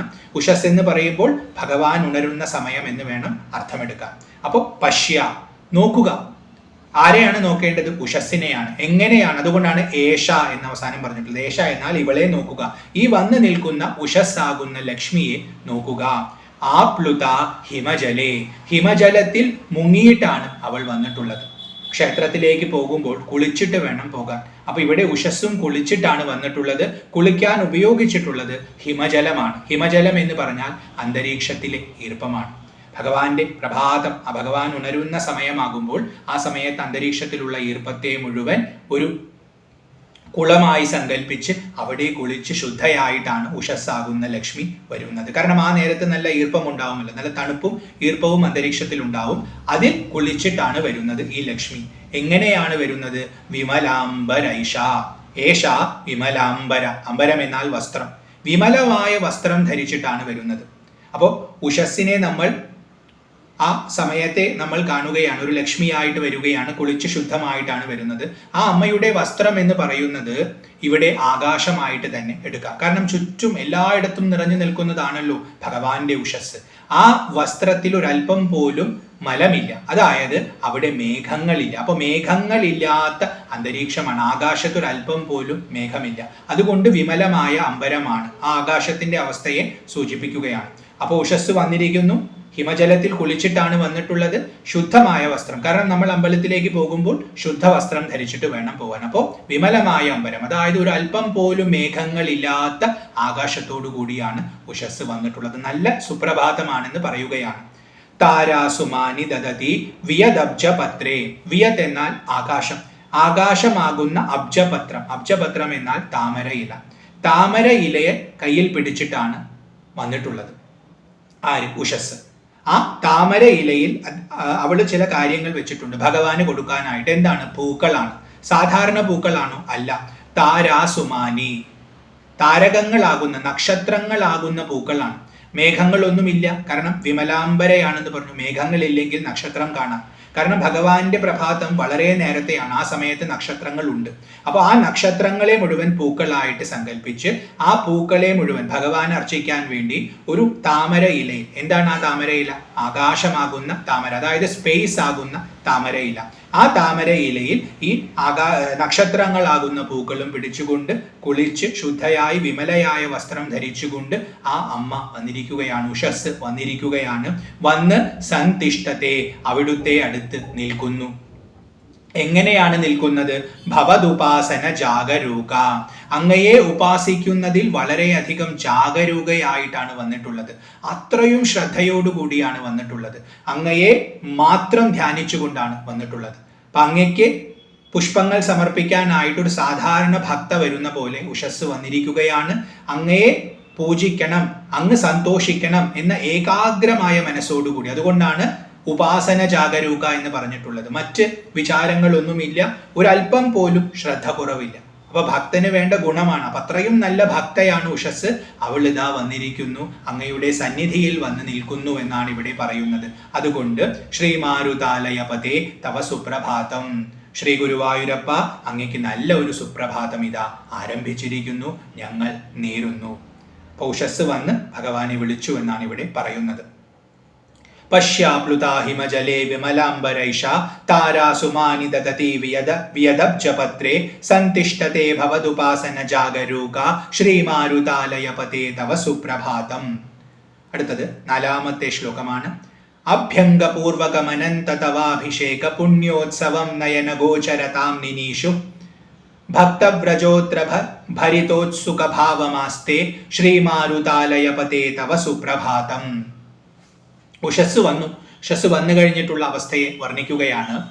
അഭ്യംഗപൂർവകം അനന്ത തവാഭിഷേക പുണ്യോത്സവം. അനന്ത എന്ന് ഭഗവാനെ വിളിക്കുകയാണ്. അവസാനമില്ലാത്തവനെ, അന്തമില്ലാത്തവൻ. ഭഗവാൻ അനന്തമൂർത്തിയാണ്. അഭ്യംഗപൂർവകം, അഭ്യംഗത്തോടുകൂടി. അഭ്യംഗം എന്ന് പറഞ്ഞാൽ തൈലാഭിഷേകമാണ്. ഭഗവാനെ എണ്ണയാടുന്നത് വിശേഷമാണ്. അപ്പൊ തൈലാഭിഷേകത്തോടു കൂടിയിട്ടുള്ള തവാഭിഷേക പുണ്യോത്സവം, അങ്ങയുടെ അഭിഷേക പുണ്യോത്സവത്തെ. ആദ്യം തൈലം കൊണ്ട് അഭിഷേകം ചെയ്യും, പിന്നെ കുളിച്ച് ശുദ്ധ, അപ്പോൾ ജലാഭിഷേകവുമുണ്ട്. ആ അഭിഷേക പുണ്യോത്സവം, ഉത്സവം. ഉത്സവം എന്ന് പറഞ്ഞാൽ മനസ്സിൽ ആനന്ദത്തെ വർദ്ധിപ്പിക്കുന്നത് എന്നർത്ഥമാണ് ഇവിടെ. മുകളിലേക്കുള്ള ഒഴുക്ക് എന്നാണ് ആ വാക്കിനർത്ഥം. അപ്പൊ നമ്മുടെ ഉള്ളിൽ ആനന്ദത്തെ വർദ്ധിപ്പിക്കുന്നത് അഥവാ പുണ്യത്തെ വർദ്ധിപ്പിക്കുന്നതായിട്ടുള്ള അങ്ങയുടെ അഭിഷേകം. ആ അഭിഷേകം ആദ്യം അവിടെ ഭഗവാന് എണ്ണ കൊണ്ടുള്ള അഭിഷേകമുണ്ട്, അത് കഴിഞ്ഞ് വാഗ ചാർത്തുന്നുണ്ട്, അത് കഴിഞ്ഞ് പിന്നീട് ജലം കൊണ്ടുള്ള അഭിഷേകം. അപ്പൊ കുളിച്ച് ശുദ്ധമാക്കുകയാണ്. ആ ഉത്സവത്തെ കാണാൻ വേണ്ടി, ആ ഉത്സവത്തെ നയനഗോചരതാം നിനീഷു, ആ ഉത്സവത്തെ തൻ്റെ നയനങ്ങൾക്ക് മുമ്പിൽ കൊണ്ടുവരാൻ ആഗ്രഹിക്കുന്ന, നിനീഷു എന്ന് പറഞ്ഞാൽ നയിക്കാൻ ആഗ്രഹിക്കുക. അപ്പൊ തൻ്റെ നയനങ്ങൾക്ക് മുമ്പിൽ അതിനെ അഭിവ്യക്തമാക്കാൻ ആഗ്രഹിക്കുന്ന ഭക്തവ്രജോ, ഭക്തകൂട്ടം, ഭക്തസമൂഹം. ഭക്തസമൂഹം ഇവിടെ വന്നിട്ടുണ്ട്. അവരെന്തിനാണ് വന്നിട്ടുള്ളത്? അങ്ങയുടെ ഈ പുണ്യോത്സവത്തെ കാണാൻ വേണ്ടി. അതാണ് നയനഗോചരതാം നിനീഷു എന്ന പദം കൊണ്ട് സൂചിപ്പിക്കുന്നത്. തൻ്റെ നയനത്തിന് വിഷയമാക്കാൻ ആഗ്രഹിച്ചുകൊണ്ടാണ് വന്നിട്ടുള്ളത്. അപ്പൊ അങ്ങയുടെ പുണ്യോത്സവത്തെ ദർശിക്കാനായി. എങ്ങനെയുള്ള പുണ്യോത്സവമാണ്? തൈലാഭിഷേകവും ഭാഗച്ചാർത്തും തുടർന്നുള്ള അഭിഷേകവും. അങ്ങയുടെ ആ കുളി കാണാനായിട്ട് ഇത്രയും ആകാംക്ഷയോടുകൂടി ഭക്തവ്രജം, ഭക്തകൂട്ടങ്ങൾ ഇവിടെ വന്നിട്ടുണ്ട്. അത്ര ഭരിതോത്സുക ഭാവമാസ്തേ, ഭരിതമായിരിക്കുന്ന, നിറഞ്ഞു നിൽക്കുന്ന ഉത്സുക ഭാവമാസ്തേ, ഉത്സുക ഭാവത്തോടുകൂടി. അത് കാണണമെന്ന് അത്രയും ഉത്സാഹമാണ് അവർക്ക്. അങ്ങനെ അവർ വന്നിവിടെ നിൽക്കുന്നു. ആസ്തേ, അവരിവിടെ നിൽക്കുന്നു. ഭക്തരുടെ സമൂഹം മുഴുവൻ ഉഷസ്സായി ഭഗവാന്റെ ദിവസം ആരംഭിക്കാൻ പോവുകയാണ്. ആ സമയത്ത് ഉഷസ്സാകുന്ന ലക്ഷ്മി ആദ്യം വന്ന് ഭഗവാനെ തൊഴുതു. ആ ദേവിയോടൊപ്പം തന്നെ ഭക്തസമൂഹവും വന്നിട്ടുണ്ട്. ആ വന്നിട്ടുള്ള ഭക്തസമൂഹം എന്തിനാണ് വന്നിട്ടുള്ളത്? കാണാൻ കൊതിച്ചുകൊണ്ടാണ്. എന്താണ് അവർ കാണാൻ ആഗ്രഹിക്കുന്നത്? തൈലാഭിഷേകത്തോടു കൂടിയിട്ടുള്ള അങ്ങയുടെ അഭിഷേക പുണ്യോത്സവത്തെ കാണാൻ വേണ്ടി കൊതിച്ചുകൊണ്ടാണ് അവർ വന്നിട്ടുള്ളത്. അങ്ങനത്തെ ഒരു അന്തരീക്ഷമാണ് ഇപ്പോൾ അങ്ങയുടെ ക്ഷേത്രത്തിലുള്ളതെന്ന് കവി ഇവിടെ പറയുന്നു. ശ്രീമാരുതാലയപതേ തവ സുപ്രഭാതം. അങ്ങനെയിരിക്കുന്ന ശ്രീ ഗുരുവായൂരപ്പ, അങ്ങയ്ക്ക് നല്ല ഒരു പ്രഭാതം നേരുന്നു. ഇതായിരുന്നു 4-ാമത്തെ ശ്ലോകം. അഭ്യംഗപൂർവകമനന്ത തവാഭിഷേക പുണ്യോത്സവം നയനഗോചരതാം നിനീഷു ഭക്തവ്രജോത്ര ഭരിതോത്സുക ഭാവമാസ്തേ ശ്രീമാരുതാലയപതേ തവ സുപ്രഭാതം. അപ്പോൾ ഭഗവാന്റെ സദസ് ഇങ്ങനെ നിറയുകയാണ്. ഭക്തരിങ്ങനെ പതുക്കെ പതുക്കെ വന്ന് എല്ലാവരും ഉഷസ് വന്ന പോലെ തന്നെ കുളിച്ച് ശുദ്ധരായിട്ടാണ് വന്നിട്ടുള്ളത്. നല്ല വസ്ത്രം ധരിച്ചിട്ടാണ് വന്നിട്ടുള്ളത്. ഏകാഗ്രമായ ബുദ്ധിയോടുകൂടി ഭഗവാനെ ഉപാസിക്കുന്നതിൽ ജാഗരൂകരായിട്ട് ആണ് വന്നിട്ടുള്ളത്. അവരും ഭഗവാന് പല കാഴ്ചദ്രവ്യങ്ങളും കൊണ്ടുവന്നിട്ടുണ്ട്. അങ്ങനെ വന്ന് നിൽക്കുന്നത് എന്തിനു വേണ്ടിയാ? ഭഗവാന്റെ തുടക്കത്തിൽ തന്നെയുള്ള അഭിഷേകത്തിന്റെ ഉത്സവം കാണാൻ വേണ്ടിയാണ്. അത് കണ്ടുകൊണ്ട് തൻ്റെ അകത്തുള്ള പുണ്യത്തെ വർദ്ധിപ്പിക്കാൻ വേണ്ടിയാണ്. അമിത പുണ്യകീർത്തി ഉള്ളവനാണല്ലോ. അപ്പൊ അത് കണ്ടാൽ തന്നെ ഉള്ളിൽ ഒരുപാട് പുണ്യം വർദ്ധിക്കുമെന്ന ബോധത്തോടെ വന്ന് നിൽക്കുകയാണ്. ഇതായിരുന്നു 4-ാമത്തെ ശ്ലോകം. തുടർന്ന് 5-ാമത്തെ ശ്ലോകമാണ്. തൈലാഭിഷേക വിമലീകൃത നീലകാന്തിസ്തവം ഭൂഷണൈ നീലകാന്തിസ്ത്വം ഭൂഷണൈ കതിപയൈ പരിശോഭിതാംഗ വിഭ്രാജസേ ലളിത ശൈശവ വേഷധാരി ശ്രീമാരുതാലയപതേ തവ സുപ്രഭാതം. ഭഗവാന്റെ അഭിഷേകം കാണാൻ ഉത്സുകരായിട്ട് വന്നിരിക്കുകയാണ്. അവർക്ക് ആ ഭാഗ്യം ലഭിച്ചു എന്ന് പറയുകയാണ്. അതാണ് ഇവിടെ പറയുന്നത്. തൈലാഭിഷേക വിമലീകൃത നീലകാന്തി. തൈലം കൊണ്ട് അഭിഷേകം നടത്തി വിമലമാക്കപ്പെട്ടിട്ടുള്ള അങ്ങയുടെ നീലകാന്തി. ഭഗവാന്റെ ദേഹം പഴുത്ത മേഘത്തിന്റെ നിറമാണെന്ന് പറഞ്ഞു. അതിനെയാണ് നേരത്തെ ശ്യാമം എന്ന് പറഞ്ഞത്. അതിനെ തന്നെ ഇവിടെ നീലം എന്ന് പറയുന്നു. ആ നിറത്തിന്റെ കാന്തി സാധാരണ പ്രകാശമല്ല, ഭഗവാന്റെ ഒരു നീല നിറത്തിലുള്ള പ്രകാശമാണ്. ആ തേജസ്സിനെ, ആ കാന്തിയെ കൂടുതൽ വർദ്ധിപ്പിച്ചിരിക്കുന്നു. എന്താണ് വർദ്ധിപ്പിച്ചിട്ടുള്ളത്? തൈലാഭിഷേകം തുടങ്ങിയിട്ടുള്ള കാര്യങ്ങൾ. അപ്പോൾ എണ്ണ കൊണ്ട് എണ്ണ ആടി വാക ചാർത്തി അത് കഴിഞ്ഞ് അഭിഷേകമൊക്കെ നടത്തി ആ വിഗ്രഹത്തെ വിമലമാക്കിയിരിക്കുന്നു. അതിലുള്ള എന്തെങ്കിലും മാലിന്യമുണ്ടെങ്കിൽ അതിനെ മുഴുവൻ നീക്കിയിട്ട് അതിനെ വിമലമാക്കിയിരിക്കുന്നു. അപ്പൊ അങ്ങയുടെ ദേഹം എങ്ങനെയുള്ളതാണോ അങ്ങനെ തന്നെ കാണാൻ സാധിക്കുന്നു. അതിന് തിളക്കം വന്നിരിക്കുന്നു. അങ്ങനെ തിളങ്ങി നിൽക്കുന്ന ആ നീലകാന്തിയോട് കൂടിയിട്ടുള്ള ത്വം ഭൂഷണൈ കതിപയൈ പരിശോഭിതാംഗ. പലവിധ ഭൂഷണങ്ങളും ധരിച്ചുകൊണ്ട് ശോഭിക്കുകയാണ്. കതിപയൈ എന്ന് പറഞ്ഞ പലവിധം, ഭൂഷണൈ ഭൂഷണങ്ങളാൽ പരിശോഭിതാംഗ. അങ്ങയുടെ ദേഹത്തിന് നീലകാന്തിയാണ്, പൊതുവേ നീലകാന്തിയാണ്. പക്ഷേ അത് ഇപ്പോൾ തൈലാഭിഷേകം തുടങ്ങിയത് നടത്തിയത് കൊണ്ട് കൂടുതൽ ഉജ്ജ്വലിച്ച് നിൽക്കുന്നു. മാത്രവുമല്ല പല പ്രകാരത്തിലുള്ള ആഭരണങ്ങളെ ധരിച്ചുകൊണ്ട് അങ്ങ് പരിശോഭിക്കുകയാണ്. അങ്ങനത്തെ ദേഹത്തോടുകൂടി നിൽക്കുകയാണ്. അപ്പൊ അഭിഷേകം നന്നായി നടന്നു എന്നിവിടെ പറയുകയാണ്. വിഭ്രാജസേ ലളിത ശൈശവ വേഷധാരി. അങ്ങനെ പലവിധ ആഭരണങ്ങളും ധരിച്ചുകൊണ്ട് നീലകാന്തിയോടുകൂടി വിഭ്രാജസേ അങ്ങ് ശോഭിക്കുന്നു. ഇവിടെ അങ്ങയുടെ ദേഹം ഇവിടെ ശോഭിക്കുന്നു. എങ്ങനെയുള്ള ദേഹമാണ്? ലളിത ശൈശവ വേഷധാരി. ലളിതമായിരിക്കുന്ന ശൈശവ വേഷത്തെ ധരിച്ചിരിക്കുന്ന. ശിശുവിന്റെ ഭാവമാണ് ശൈശവം, കാരണം ബാലഭാവമാണ്. അത് ലളിതമാണ്. ലളിതം എന്നിവിടെ പറയുമ്പോൾ അതിൽ ആർഭാടങ്ങളൊന്നുമില്ല. കാരണം ഇതെല്ലാം അങ്ങയ്ക്ക് നിസ്സാരമാണ്. അത് ക്രീഡയായിട്ട് ചെയ്തിരിക്കുകയാണെന്ന അർത്ഥത്തിലും ലളിത ശബ്ദം. അങ്ങയുടെ ഭാവം യഥാർത്ഥത്തിൽ ഇതൊന്നുമല്ല. അങ്ങിവിടെ ബാലഭാവം സ്വീകരിച്ചിരിക്കുകയാണ്. അത് കളിയായിട്ടാണ് സ്വീകരിച്ചിട്ടുള്ളത്. അതുകൊണ്ട് ലളിത. അപ്പൊ ലളിത ശൈശവ വേഷധാരെ, കളിയായിക്കൊണ്ട് ഒരു കുട്ടിയുടെ രൂപം എടുത്തു നിൽക്കുന്ന അങ്ങ് ഇപ്പോൾ അഭിഷേകമൊക്കെ കഴിഞ്ഞ് നല്ല നീലകാന്തി ശോഭിച്ചുകൊണ്ട് ആഭരണങ്ങളൊക്കെ ധരിച്ചുകൊണ്ട് ഇവിടെ ഇതാ വിഭ്രാജസേ ശോഭിക്കുന്നു. ആ ഭാവത്തിലാണ് ഇപ്പോൾ നിൽക്കുന്നത്. ശ്രീ മാരുതാലയപതേ തവ സുപ്രഭാതം. അങ്ങനെയുള്ള ശ്രീ ഗുരുവായൂരപ്പ അങ്ങയ്ക്ക് നല്ല ഒരു പ്രഭാതം നേരുന്നു. ഇതായിരുന്നു 5ാമത്തെ ശ്ലോകം. തൈലാഭിഷേക വിമലീകൃത നീലകാന്തി ത്വം ഭൂഷണൈ കതിപയൈ പരിശോഭിതാംഗ വിഭ്രാജസേ ലളിത ശൈശവ വേഷധാരി ശ്രീമാരുതാലയപതേ തവ സുപ്രഭാതം. തുടർന്ന് 6ാമത്തെ ശ്ലോകമാണ്. ഭക്താവലി വികലിത സ്തുതി ഗീതി ഭിന്ന ഘണ്ടാനിനാദ പരിപൂതൻ ദിഗന്തരാലം ക്ഷേത്രം വിഭാതി തവ ദീപ സഹസ്രദീപ്രം ശ്രീമാരുതാലയപതേ തവ സുപ്രഭാതം. അഭിഷേകമൊക്കെ കഴിഞ്ഞു, നല്ല ആഭരണങ്ങളൊക്കെ ധരിച്ച് ശോഭിച്ച് നിൽക്കുകയാണ്. ആ സമയത്തുള്ള അന്തരീക്ഷം ഒന്ന് വർണ്ണിക്കുകയാണ്. ഭക്താവലി, ഭക്തരുടെ കൂട്ടം, ഭക്ത സമൂഹം. വികലിത സ്തുതിഗീതി ഭിന്ന ഘണ്ടാനിനാദ പരിപൂത ദിഗന്തരാലം. ഭഗവാന്റെ അന്തരീക്ഷത്തിൽ ഭക്തന്മാർ ഒത്തുകൂടി നിൽക്കുന്നുണ്ട്. ആ ഒത്തുകൂടി നിൽക്കുന്ന ഭക്തന്മാര് അവരുടെ കണ്ഠത്തിൽ നിന്നും അങ്ങയെ പല പ്രകാരത്തിൽ പാടി പുകഴ്ത്തുന്നുണ്ട്. അതാണ് സ്തുതിഗീതം. അപ്പൊ പല പ്രകാരത്തിൽ പാടി പുകഴ്ത്തിക്കൊണ്ട് അങ്ങയുടെ നാമം ചൊല്ലുന്നുണ്ട്, കീർത്തനങ്ങൾ ആലപിക്കുന്നുണ്ട്. അങ്ങനെ പല പ്രകാരത്തിൽ ഭക്തരുടെ വായയിൽ നിന്നും ശബ്ദങ്ങൾ വരുന്നുണ്ട്.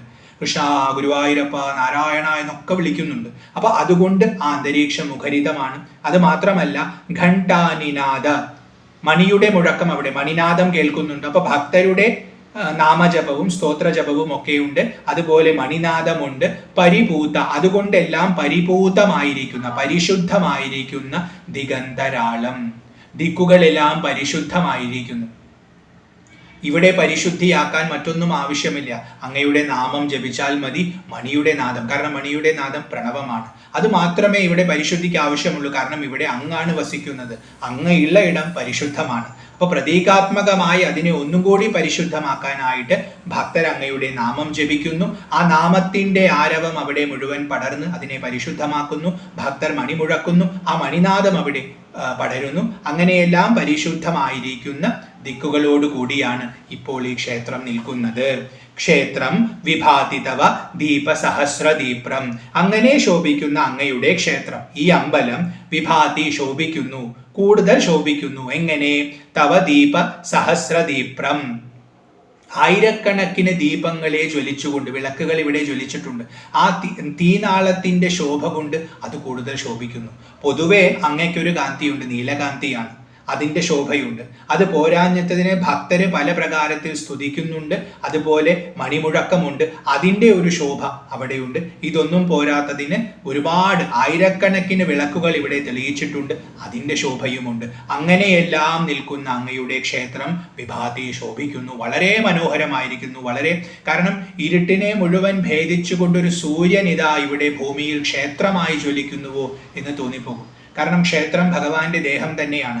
ഭഗവാന്റെ ദേഹത്തിന്റെ കാന്തിയെ കാണിക്കാനായിട്ടാണ് ഇവിടെ ഈ ഒരു രീതിയിൽ വർണ്ണിച്ചിട്ടുള്ളത്. അപ്പൊ അത്രയും ദീപങ്ങളൊക്കെ തെളിയിക്കുന്നത് ഭഗവാന്റെ കാന്തിയെ ഒന്ന് ഇമിറ്റേറ്റ് ചെയ്യാനാണ്. കാരണം ഭഗവാന്റെ യഥാർത്ഥ കാന്തിയെ ഒന്നും നമുക്ക് പ്രദർശിപ്പിക്കാൻ പറ്റില്ല. കാരണം 1000 സൂര്യന്റെ പ്രകാശമാണ് ഭഗവാൻ എന്ന് പറയും. അപ്പൊ ആ കാന്തിയൊന്നും നമുക്ക് കാണിക്കാൻ പറ്റില്ല. പക്ഷെ അത് പ്രതീകാത്മകമായിട്ട് നമ്മൾ 1000 ദീപങ്ങൾ തെളിയിച്ചുകൊണ്ട് ഭഗവാന്റെ കാന്തിയുടെ ദേഹകാന്തിയെ ഒന്ന് പോഷിപ്പിക്കുകയാണ്, അഭിവ്യക്തമാക്കുകയാണ്. ശ്രീമാരുതാലയ പതേ തവ സുപ്രഭാതം. അങ്ങനെയിരിക്കുന്ന ശ്രീ ഗുരുവായൂരപ്പ, അങ്ങയ്ക്ക് നല്ല ഒരു പ്രഭാതം നേരുന്നു. ഇതായിരുന്നു 6ാമത്തെ ശ്ലോകം. ഭക്താവലി വികലിത സ്തുതി ഗീത ഭിന്ന ഘണ്ടാനിനാദ പരിപൂത ദിഗന്തരാലം ക്ഷേത്രം വിഭാതി തവ ദീപ സഹസ്രദീപ്രം ശ്രീമാരുതാലയ പതേ തവ സുപ്രഭാതം. തുടർന്ന് 7ാമത്തെ ശ്ലോകമാണ്. പൂജാവിധാനമഘനാശനമൗഷസം തേ ദ്രഷ്ടും സമുത്സുകധിയഃ പുലകാഞ്ചിതാംഗാ തിഷ്ഠന്തി ഭക്തനിവഹാ മുകുലക്കരാബ്ജാ ശ്രീമാരുതാലയ പതേ തവ സുപ്രഭാതം. ഭഗവാന്റെ കുളിയൊക്കെ കഴിഞ്ഞു, ആഭരണങ്ങളൊക്കെ ധരിച്ചു, ഭക്തരൊക്കെ വന്നു, ഒരുപാട് നാമങ്ങളും സ്തോത്രങ്ങളും ജപിച്ചു, മണിനാദങ്ങൾ മുഴങ്ങി. അങ്ങനെയുള്ള അന്തരീക്ഷമാണ്. അവിടെ ദീപങ്ങളെല്ലാം തെളിഞ്ഞു കഴിഞ്ഞു. ഇനി അന്തരീക്ഷത്തിൽ എന്താണ് നടന്നത് എന്ന് പറയുകയാണ്. പൂജാവിധാനം, അങ്ങയുടെ പൂജാവിധാനം. അതെങ്ങനെയുള്ള പൂജാവിധാനമാണ്? അഘനാശനം, അഘത്തെ നശിപ്പിക്കുന്നത്. അഘം എന്നാൽ പാപം, പാപത്തെ നശിപ്പിക്കുന്നതായിട്ടുള്ള പൂജാവിധാനമാണ്. ഏത് പൂജാവിധാനം?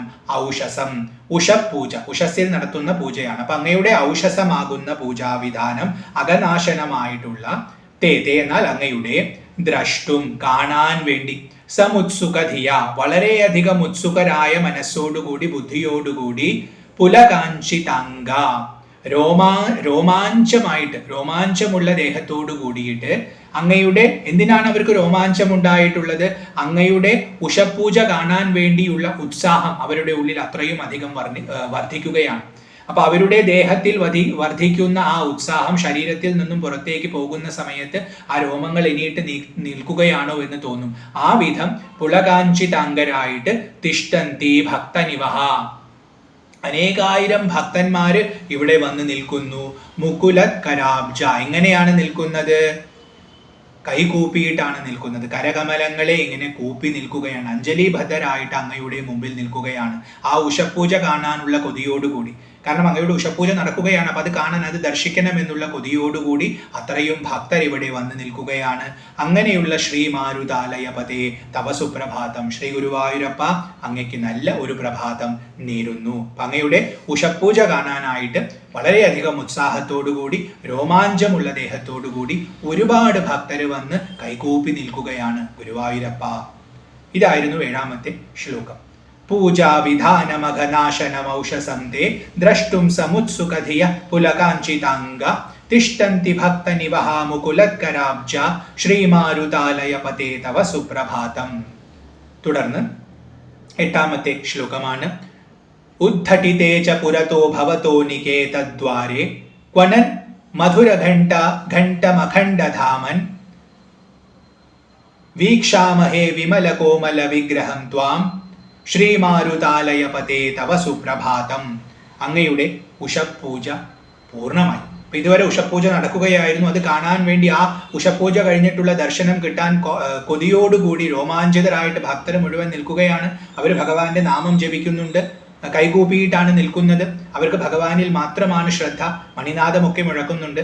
ആ സമയത്ത് പൂജ സമ്പൂർണമായി. അപ്പോൾ ഉദ്ധഠിതേ ച പുരതോ ഭവത നികേതദ്വാരേ, പുരതഃ മുമ്പിൽ, ഭവതഃ അങ്ങയുടെ, നികേതദ്വാരേ ഉദ്ധടിതേ അങ്ങയുടെ ശ്രീകോവിലിന്റെ വാതിലുകൾ തുറന്ന സമയത്ത്, അത് തുറക്കുകയാണ്. ആ തുറന്ന സമയത്ത് ക്വനൻ മധുരഘണ്ഠം ശബ്ദിക്കുന്ന മധുരഘണ്ഠത്തോടുകൂടിയ അഖണ്ഡധാമൻ, എല്ലാവർക്കും ആശ്രയമായിരിക്കുന്നവനാണ് അവിടുന്ന്. എല്ലാ ലോകത്തിനും ആശ്രയം അങ്ങാണ്. അതുകൊണ്ട് അഖണ്ഡധാമൻ എന്ന് വിളിച്ചിരിക്കുന്നു. അങ്ങനെയുള്ള അങ്ങയുടെ ഉഷപൂജ കഴിഞ്ഞ സമയത്ത് ആ നട തുറന്നു. ആ തിരുനട തുറന്ന സമയത്ത് അത് മുമ്പിൽ അങ്ങനെ തുറക്കുന്നത് കണ്ടപ്പോൾ അവിടെ മധുരമായിട്ടുള്ള ഘണ്ഠം, അതായത് മണിനാദം മുഴങ്ങാൻ തുടങ്ങി. ഉറക്കുറക്ക മണിനാദം, ഇതുവരെ ഉണ്ടായിരുന്നതിനേക്കാൾ എത്രയോ ഉറക്കെ അവിടെ മണിനാദം മുഴങ്ങുകയാണ്. ലോകത്തെ മുഴുവൻ അറിയിക്കാൻ, കാരണം എല്ലാ ദേവതകളും എന്ന് ഉപാസിക്കുന്ന ലോക ചക്രവർത്തിയാണല്ലോ. അപ്പൊ ലോകത്തെ മുഴുവൻ അറിയിക്കാൻ, അതുകൊണ്ടാണ് അഖണ്ഡധാമൻ എന്ന് പറഞ്ഞത്. ലോകത്തിന് മുഴുവൻ ആശ്രയം അവിടുന്നാണ്. അപ്പോൾ അതുകൊണ്ട് ലോകത്തിലുള്ളവരെ എല്ലാം അറിയിക്കാൻ വേണ്ടിയോ എന്ന് തോന്നും വിധം അത്രയും ഉറക്കെ മധുരമായിട്ടുള്ള മണിനാദം മുഴങ്ങുന്നു. അപ്പൊ നമുക്ക് മനസ്സിൽ കാണാൻ പറ്റണം, ആ നട തുറക്കുകയാണ്. തുറന്ന സമയത്ത് മണിനാദം ഇങ്ങനെ മുഴങ്ങുകയാണ്. വീക്ഷാമഹേ വിമല കോമല വിഗ്രഹം ത്വാം, വിമലമായിരിക്കുന്ന കോമലമായിരിക്കുന്ന വിഗ്രഹത്തോടൊത്ത അങ്ങയെ വീക്ഷാമഹേ ഞങ്ങൾ കാണുന്നു. ഒരുപാട് ഭക്തർ വന്ന് നിൽക്കുകയാണ്. ആ ഭക്തരിൽ ഒരുവനായിട്ട് നിൽക്കുകയാണ് കവിയും. ഇവിടെ നമ്മളും ആ കൂട്ടത്തിൽ നിൽക്കണം. അങ്ങനെ നമ്മൾ വന്ന് ഉഷപൂജ തുടങ്ങുകയാണ്. നട അടച്ചിട്ടുണ്ട്, പൂജ നടക്കുകയാണ്. നമ്മൾ പുറത്ത് നിൽക്കുന്നു. ഭഗവാന്റെ നടയിൽ ഒരുപാട് ദീപങ്ങൾ തെളിയിച്ചിട്ടുണ്ട്. ഭക്തരെ നാമം ജപിക്കുന്നുണ്ട്, കൈകൂപ്പിയാണ് നിൽക്കുന്നത്. ചെറിയ മണിനാദങ്ങൾ കേൾക്കുന്നുണ്ട്. അങ്ങനെ കാത്തു നിൽക്കുകയാണ്. ദേഹത്ത് മുഴുവൻ രോമാഞ്ചമാണ്. ഇപ്പോൾ കാണാൻ പറ്റും എന്ന ഉത്സാഹത്തോടു കൂടി നിൽക്കുകയാണ്. ഏത് നിമിഷവും നട തുറക്കാം. അങ്ങനെ നിൽക്കുമ്പോൾ ഇതാ പെട്ടെന്ന് നട തുറക്കുന്നു. ആ നട തുറന്ന സമയത്ത് തന്നെ അവിടെ മണിനാദം കൂടുതൽ ഉച്ചത്തിൽ കേൾക്കാൻ സാധിക്കുന്നു. ആ മണിനാദം ഇങ്ങനെ മുഴങ്ങുമ്പോൾ ലോകത്തിന് മുഴുവൻ ആശ്രയമായിരിക്കുന്ന ഗുരുവായൂരപ്പൻ ഇതാ ഉഷപൂജ കഴിഞ്ഞ് ദർശനം കൊടുക്കുന്നു എന്ന വിവരം ലോകത്തിലുള്ള എല്ലാ ദേവതകൾക്കും കൊടുക്കുന്ന വിധം അവിടെ ശബ്ദമുഖരിതമായി അത് ഞങ്ങൾ എല്ലാവരും കാണുന്നു. എന്താണ് കാണുന്നത്? വിമലമായിരിക്കുന്ന, പരിശുദ്ധമായിരിക്കുന്ന, കോമളമായിരിക്കുന്ന, കാരണം ബാലഭാവമാണെന്ന് പറഞ്ഞു, അത്രയും കോമളമാണ്, മൃദുവായിരിക്കുന്ന വിഗ്രഹം ത്വാം അങ്ങയുടെ ആ രൂപത്തെ, അങ്ങനെ ഇരിക്കുന്ന അങ്ങയെ ഞങ്ങൾ കണ്ടു. ഞങ്ങൾ കാണുകയാണ്. മനസ്സിൽ നമുക്കെല്ലാം കാണാൻ സാധിക്കണം ആ ചതുർബാഹുമൂർത്തിയെ. ആ ബാലഭാവത്തിൽ ശോഭിക്കുന്ന ഗുരുവായൂരപ്പനെ നമുക്ക് കാണാൻ സാധിക്കണം. അങ്ങനെ കണ്ടുകൊണ്ട് ഭക്തരോടൊപ്പം നിന്ന് കൈകൂപ്പി നമ്മളും വന്ദിക്കണം. ശ്രീമാരുതാലയ പതേ തവ സുപ്രഭാതം. അല്ലയോ ശ്രീ ഗുരുവായൂരപ്പ, അങ്ങയ്ക്ക് നല്ല ഒരു പ്രഭാതം ഞങ്ങൾ നേരുന്നു. ഇതായിരുന്നു 8ാമത്തെ ശ്ലോകം. ഉദ്ധടിതേ ച പുരതോ ഭവതോ നികേതദ്വാരേ ക്വനൻ മധുരഘണ്ഠമഖണ്ഡധാമൻ വീക്ഷാമഹേ വിമല കോമല വിഗ്രഹം ത്വാം ശ്രീമാരുതാലയ പതേ തവ സുപ്രഭാതം. തുടർന്ന് 9ാമത്തെ ശ്ലോകമാണ്. ഢക്കാനിനാദ മധുരാഷ്ടപദീ മനോജ്ഞ ഗാനാനുരഞ്ജിത മുദഞ്ചിത ഭക്തവൃന്ദം വൈകുണ്ഠമന്യദിതമേത്യ വിഭോ വിഭാസി ശ്രീമാരുതാലയ പതേ തവ സുപ്രഭാതം. അതേ സമയത്ത് നടക്കുന്ന മറ്റൊരു കാര്യം വർണ്ണിക്കുകയാണ്. ഢക്കാനിനാദം. ഢക്ക എന്നാൽ ഇടയ്ക്ക. ഇടയ്ക്കയുടെ ശബ്ദം ഇങ്ങനെ മുഴങ്ങിക്കൊണ്ട് മധുരാഷ്ടപതി മനോജ്ഞം. അഷ്ടപതി ഭഗവാന്റെ സോപാന സംഗീതത്തെയാണ് ഇവിടെ പറയുന്നത്. അപ്പോൾ ഭഗവാന് പൂജ നടക്കുന്ന സമയത്ത് തന്നെ അവിടെ സോപാന സംഗീതമുണ്ട്. അപ്പോൾ അതുകൊണ്ട് ഇടയ്ക്കയുടെ നാദം മുഴക്കിക്കൊണ്ട് മധുരമായിരിക്കുന്ന അഷ്ടപതിയുടെ മനോജ്ഞമായിട്ടുള്ള മനോഹരമായ ഗാനാനു രഞ്ജിത, ആ ഗാനത്തെ മുഴുവൻ ആസ്വദിച്ചുകൊണ്ട് അതിനെ നുകർന്നുകൊണ്ട് നിൽക്കുന്ന മുദഞ്ചിത, അതിൽ സന്തോഷത്തെ വളരെയധികം അനുഭവിക്കുന്ന ഭക്തവൃന്ദം, ഭക്തരുടെ സമൂഹം.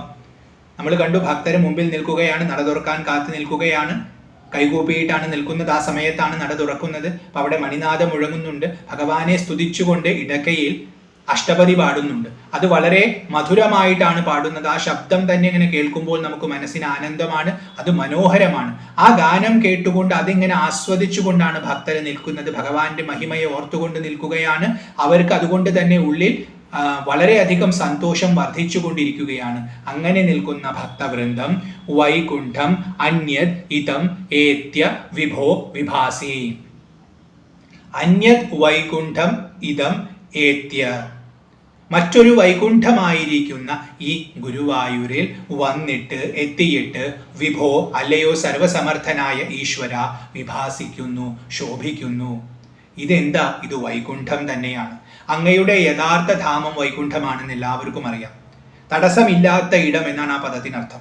ഭഗവാൻ സർവവ്യാപിയാണ്, അതുകൊണ്ട് എല്ലായിടത്തുമുണ്ട്.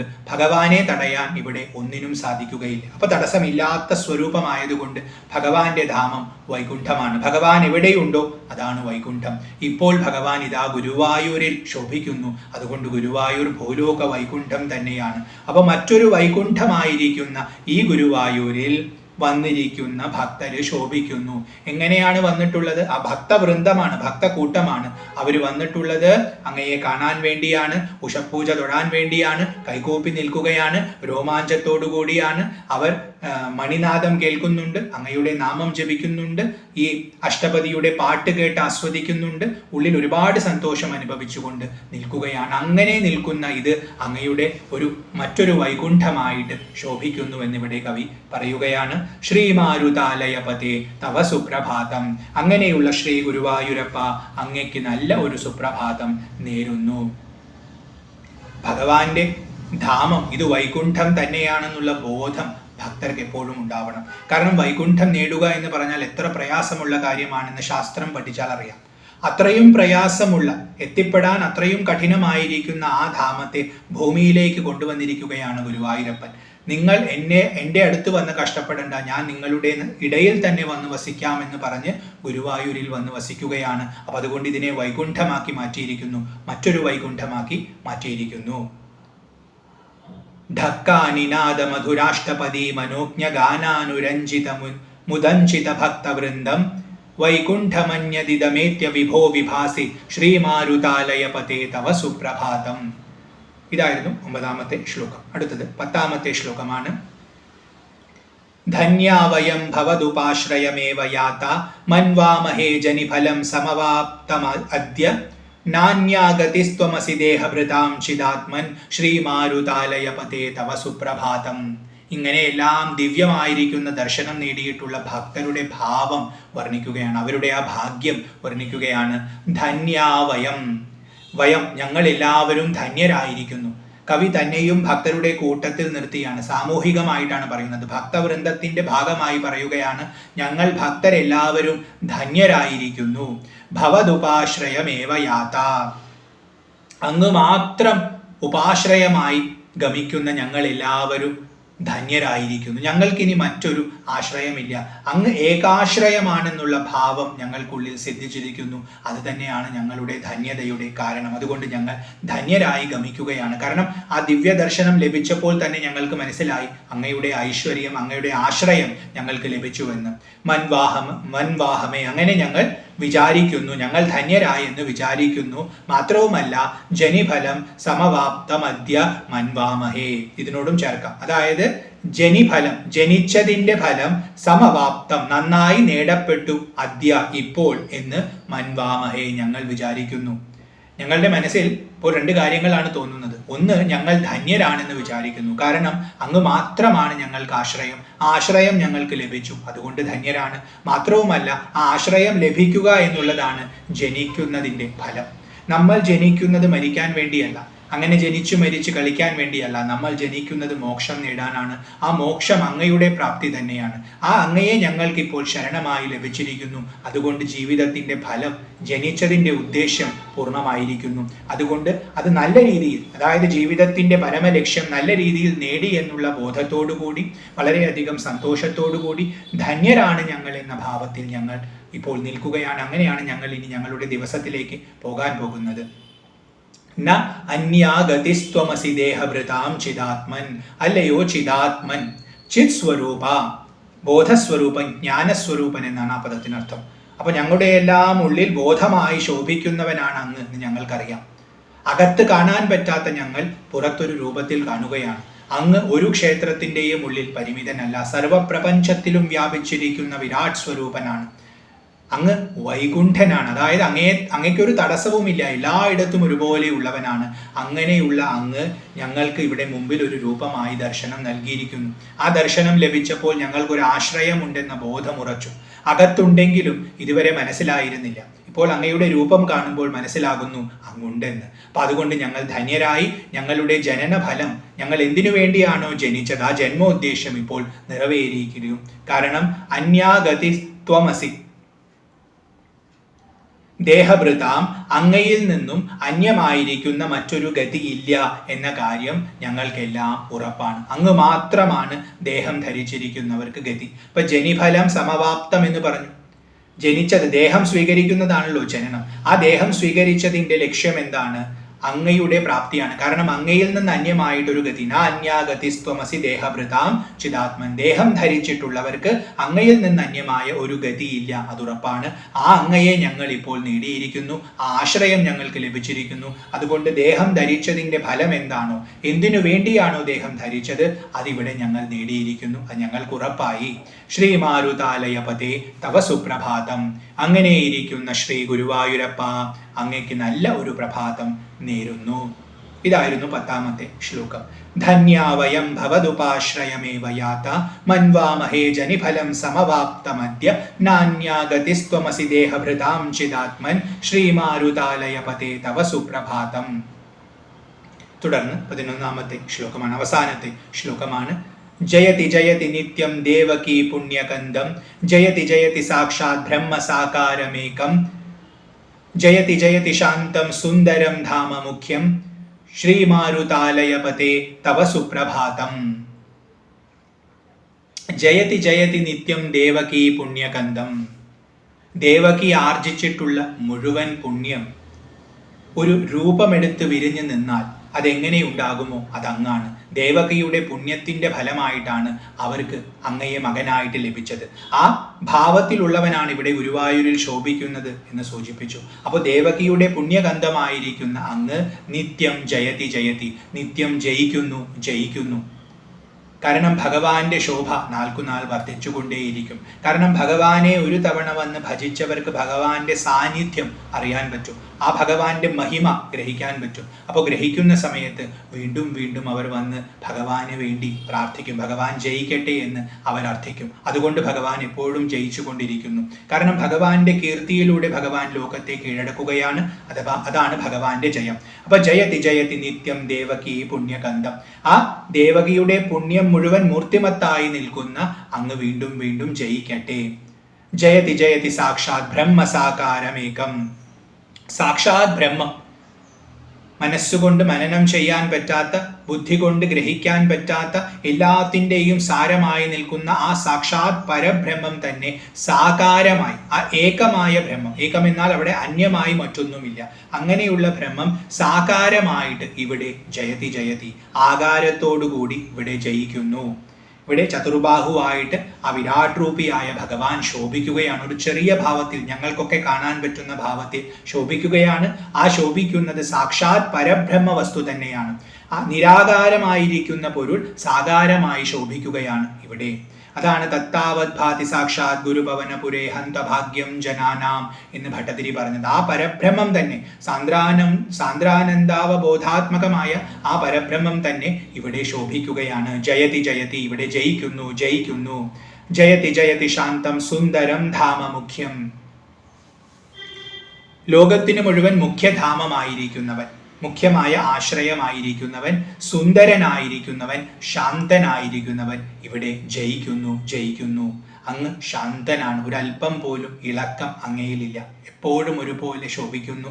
അതുകൊണ്ട് സുന്ദരനാണ്. കാരണം എല്ലാവരും ആഗ്രഹിക്കുന്നത് ആ ശാന്തതയാണ്. അതുകൊണ്ട് എല്ലാവരുടെയും മനസ്സിനെ ആകർഷിക്കുന്ന ശാന്തതയായതുകൊണ്ട് അതിനെ സുന്ദരം എന്ന് വിളിച്ചിരിക്കുന്നു. മുഖ്യമായ ധാമമാണ്, ധാമമുഖ്യം. അങ്ങയേക്കാൾ വലിയൊരു ആശ്രയമില്ല. എല്ലാ ആശ്രയവും ഞങ്ങൾക്ക് ലഭിക്കുന്നത് അങ്ങയുടെ അടുത്താണ്. ശ്രീമാരുതാലയപതേ തവ സുപ്രഭാതം. അങ്ങനെയിരിക്കുന്ന ശ്രീ ഗുരുവായൂരപ്പ, അങ്ങയ്ക്ക് നല്ല ഒരു പ്രഭാതം നേരുന്നു. അങ്ങയുടെ നല്ല ഒരു പ്രഭാതം ഇതാ ആരംഭിച്ചിരിക്കുന്നു എന്നാണ് ഇവിടെ പറയുന്നത്. ഇതായിരുന്നു 11ാമത്തെ ശ്ലോകം.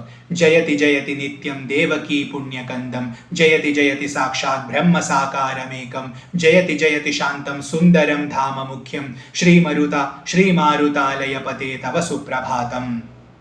ഇതി ശ്രീവാസുദേവേന ഇളയതേന വിരചിതം ശ്രീ ഗുരുവായൂപുരേശ സുപ്രഭാതം സമ്പൂർണം.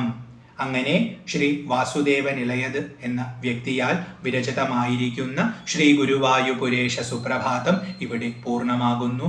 ഓം തത്സത്.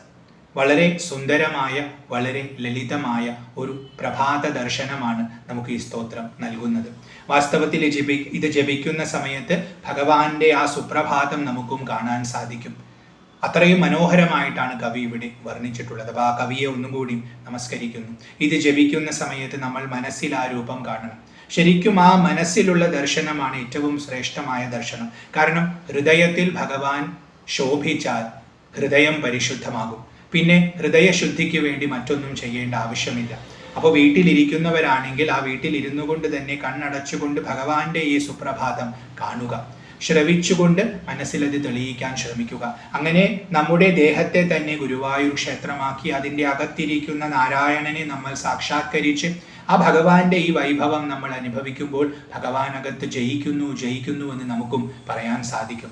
ആ പരമഭാഗ്യം നമുക്ക് നൽകാൻ വേണ്ടിയാണ് ഈ കവി ഇവിടെ ഈ സ്തോത്രം നമുക്ക് പ്രദാനം ചെയ്തിട്ടുള്ളത്. അപ്പം അതിനുള്ള ഭാഗ്യം ആ ഭഗവാൻ ഗുരുവായൂരപ്പൻ നമുക്ക് എല്ലാവർക്കും നൽകട്ടെ എന്ന് പ്രാർത്ഥിച്ചുകൊണ്ട് ഈ സുപ്രഭാതത്തിൻ്റെ എളിയ വ്യാഖ്യാനം ആ ഭഗവാൻ ഗുരുവായൂരപ്പൻ്റെ തൃപ്പാദങ്ങളിൽ സമർപ്പിക്കുന്നു.